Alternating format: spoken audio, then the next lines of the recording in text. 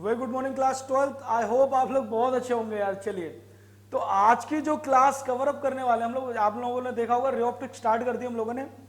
पिछली क्लास में आप लोगों ने देखा बहुत बेसिक बेसिक से कॉन्सेप्ट्स मैंने आप लोगों के क्लियर किए। रिफ्रैक्शन क्या होता है, रिफ्रैक्टिव इंडेक्स क्या होता है, ऑप्टिकल डेंसिटी क्या होता है, और रिफ्रैक्टिव इंडेक्स भी दो तरीके का बताया था, एक एब्सोल्यूट और एक रिलेटिव। उसके आगे आज कंटिन्यू कर रहे हैं रियल डेप्थ और अपेरेंट डेप्थ। बहुत अच्छा क्वेश्चन है। 2 मार्क्स में आपका डेरिवेशन भी टाइप भी बन सकता है, थ्योरेटिकल क्वेश्चन, या फिर इसके ऊपर एक बड़ा क्वेश्चन बनाया जा सकता है 5 नंबर में। एक न्यूमेरिकल चिपका दिया जाएगा साथ में और थ्योरी भी पूछ ली जाएगी। चलिए शुरुआत करते हैं रियल डेप्थ और अपेरेंट डेप्थ से।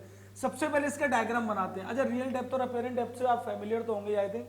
जैसे आपने देखा होगा कि पानी की बाल्टी में एक सिक्का डालो तो सिक्का अपनी रियल डेप्थ से थोड़ा सा ऊपर दिखता है आपको।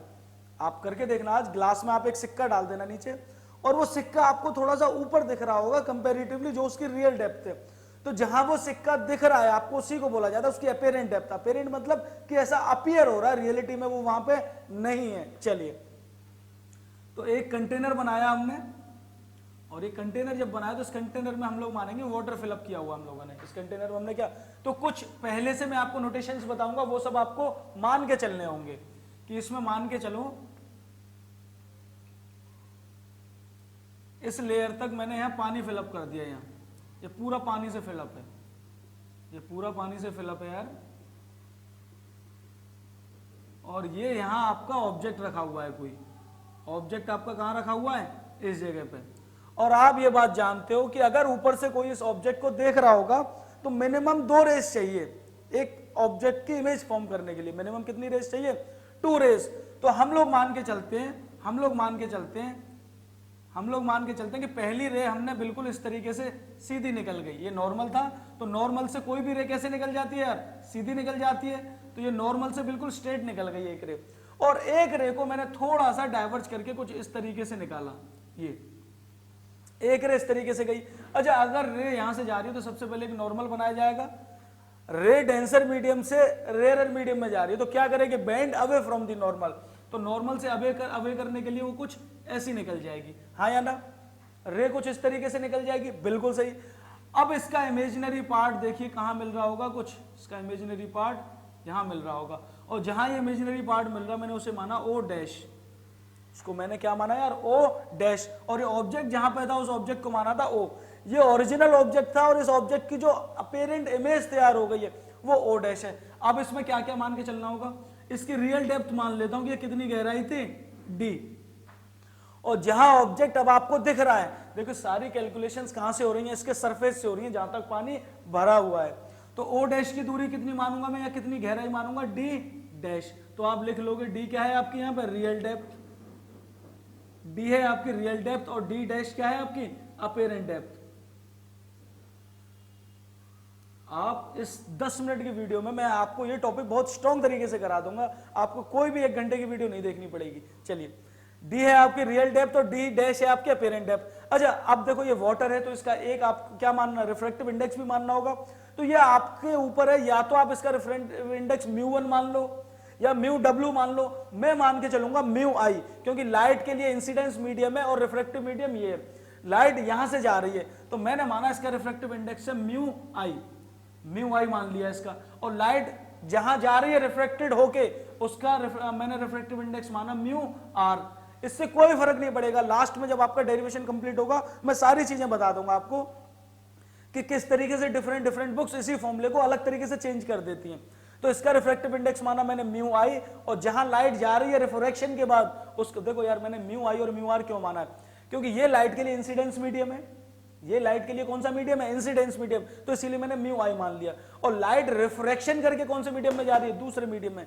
तो जहां लाइट जा रही है रिफ्रैक्शन करके उसको मैंने मान लिया μr। चलिए, अच्छा एक बात बताओ, ये लाइट के लिए कौन सा एंगल होगा भाई, लाइट यहां से यहां टकराई थी नॉर्मल पे, तो ये एंगल ऑफ इंसिडेंस और ये एंगल ऑफ रिफ्रैक्शन, ये एंगल ऑफ इंसिडेंस, ये एंगल ऑफ रिफ्रैक्शन। अच्छा, बेसिक मैथ्स आप लगाओगे तो ये भी आपका एंगल आई हो जाएगा और ये एंगल क्या हो जाएगा आपका आर। बेसिक मैथ्स आप जानते हो बहुत अच्छे से।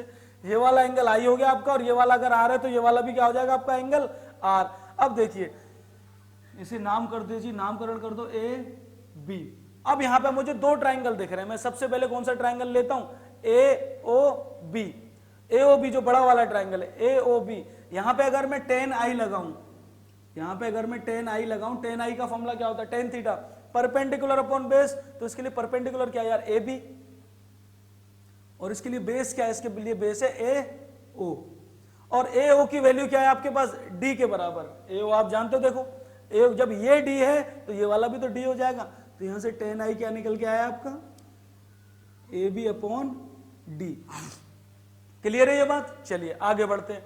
अब इस छोटे वाले ट्राइंगल में AO'B, इसमें tan r लगा दो, tan थीटा इसमें भी लगा दो, तो यहां tan r क्या हो जाएगा यार, वही फॉर्मूला परपेंडिकुलर अपॉन बेस, यानी क्या होगा AB अपॉन, और बेस क्या है इसका AO', और AO' की वैल्यू किसके बराबर है, D' के बराबर, तो वैल्यू रिप्लेस करते हैं, tan r क्या हो जाएगा AO अपॉन D'। ये दो वैल्यूज निकल के आ गई आपकी, ये दो वैल्यूज निकल के आ गई। अच्छा एक बात बताओ अब मुझे, एक बात आप बहुत अच्छे से फैमिलियर हो, ये दोनों रेज डाइवर्ज हो रही हैं, यानी यहां से अगर कोई देख रहा होगा तो उसे ये रेज नहीं दिख रही होंगी क्योंकि डाइवर्ज हो गई। तो अगर आप चाहते हो कि ये इमेज बने तो आप क्या चाहोगे कि ये रेज दोनों बहुत पास होके निकलें, दोनों बहुत पास, और जितनी पास से ये रेज निकलेंगी ये I और R उतने छोटे होते जाएंगे एंगल। अरे हाँ या ना भाई, अगर रेज इस तरीके से निकल रही है, आप चाहते हो ये रेज पास से निकले, तो देखो ये एंगल छोटा होता जा रहा है, यानी अगर जितनी रेज ये पास से निकलेंगी तभी इमेज बन पाएगी। आप ये मान के चलो कि ये रेज बिल्कुल पास से निकल रही होंगी तब जाके एक इमेज फॉर्म हो पा रही होगी, अदरवाइज इमेज फॉर्म नहीं होगी। तो अगर ये रेज पास से निकलेंगी तो आपका एंगल I छोटा हो जाएगा और एंगल R भी बहुत छोटा हो जाएगा, और आप बहुत अच्छे से जानते हो जब एंगल छोटे हो जाएं तो tan I को किसके बराबर मान लेता हूं, I के बराबर, tan I को किसके बराबर मान लेता हूं, I के बराबर। मैं यहां लिख देता हूं, चलो आपका tan I किसके बराबर हो जाएगा, I के बराबर, और सिमिलरली tan R किसके बराबर हो जाएगा, R के बराबर। ऐसे sin I किसके बराबर हो जाएगा, I के बराबर, और आपका sin R किसके बराबर हो जाएगा, R के बराबर। या आपने पढ़ा है बिल्कुल कि जब sin थीटा बहुत छोटा होगा तो इसको हम थीटा मान लेते हैं। तो एक बात बताओ, आपका tan I के बराबर है और यही आपका sin I है। अरे हाँ या ना, क्या मैं लिख सकता हूं इस बात को, देखो यहां से tan I के बराबर है, sin I के बराबर है, तो tan I equal to I equal to sin I, यानी sin I और tan I दोनों I के बराबर है, बिल्कुल सही। इसी तरीके से आपका tan R के बराबर है और sin R भी R के बराबर है। ये बात बिल्कुल लिखी जा सकती है, बिल्कुल लिखी जा सकती है, और क्यों नहीं लिखी जा सकती। चलिए अब इसके बाद अगर मैं यहाँ पे स्नेल्स लॉ लगाऊं, स्नेल्स लॉ कौन सा वाला, कि लाइट जिस मीडियम से निकल के जाती है उसका refractive index multiplied by sine of angle of incidence equals to light जिस मीडियम में जा रही है उसका मल्टीप्लाइड बाय रिफ्रैक्टिव इंडेक्स के साइन ऑफ R से। तो क्या ये नहीं लिख सकते अब, भाई आपने फॉर्मूला पढ़ा था, इसका रिफ्रैक्टिव इंडेक्स क्या, mu I into sine I, लिख सकते हो। इस वाले मीडियम का रिफ्रैक्टिव इंडेक्स मल्टीप्लाइड बाय इस वाले मीडियम का angle of incidence equals to sine R, sorry गलत लिख दिया थोड़ा सा, पहले रिफ्रैक्टिव इंडेक्स आएगा म्यू R भाई, इस वाले मीडियम का रिफ्रैक्टिव इंडेक्स क्या, mu R multiplied by sine of angle of refraction sine R। चलिए बिल्कुल ठीक। अच्छा एक बात बताओ, आप बहुत अच्छे से जान चुके हो कि साइन I की वैल्यू किसके बराबर है, वो आपकी देखो साइन I के बराबर है, tan I के बराबर है, तो यहाँ साइन I की जगह मैं tan I लिख सकता हूं अब, यानी ये क्या हो जाएगा mu I into tan I, similarly इस तरीके से mu R into tan R, ये दोनों वैल्यूज लिख दी। देखो tan I की वैल्यू आपके पास है, tan I की वैल्यू आपके पास AB अपॉन D, तो वैल्यू डाल दो म्यू I, और tan I की वैल्यू क्या आपके पास AB upon D, AB upon D, value डाल दी। इसी तरीके से यहाँ वैल्यू आपके म्यू R, tan R की वैल्यू है आपके पास, देखिए AO अपॉन D डैश, कुछ गड़बड़ी कर दी, AB होगा ये AB upon D dash, AB upon D dash, ये वाली बात समझ में आई। अब देखो यार AB से AB कैंसिल आउट हो जाएगा, AB से AB अगर आपका कैंसिल आउट हो गया तो आपका रिलेशन क्या निकल के आया, mu I upon D equal to mu R upon D dash, बिल्कुल सही। ये है आपका relation between real depth and apparent depth. अब देखो किस तरीके से डिफरेंट किताबों में यही फॉर्मूला आपका चेंज कर दिया जाता है। म्यू आई कौन सा था, म्यू आई आपका वो मीडियम था जहां से लाइट निकली थी, और अगर ये वाटर है तो वहां पे आपको बुक में दिखा होगा ये म्यू वाटर के लिए म्यू डब्ल्यू। आई बात समझ में भाई, अगर ये मीडियम वाटर था तो यहां पे क्या आ जाएगा, म्यू आई की जगह म्यू डब्ल्यू, बिल्कुल कर दिया, divided by D equals to, अगर ये लाइट एयर में जा रही है तो म्यू आर की जगह क्या आ जाएगा, mu air divided by D dash. आपको ये फॉर्मूला देखने के लिए मिलता है। फिर आई बात समझ में, ये कोई फर्क नहीं पड़ना यार, mu A low mu W लो, ये आपका रिफ्रैक्टिव इंडेक्स है। तो मैंने आपको एक जनरल फॉर्मूला बता दिया।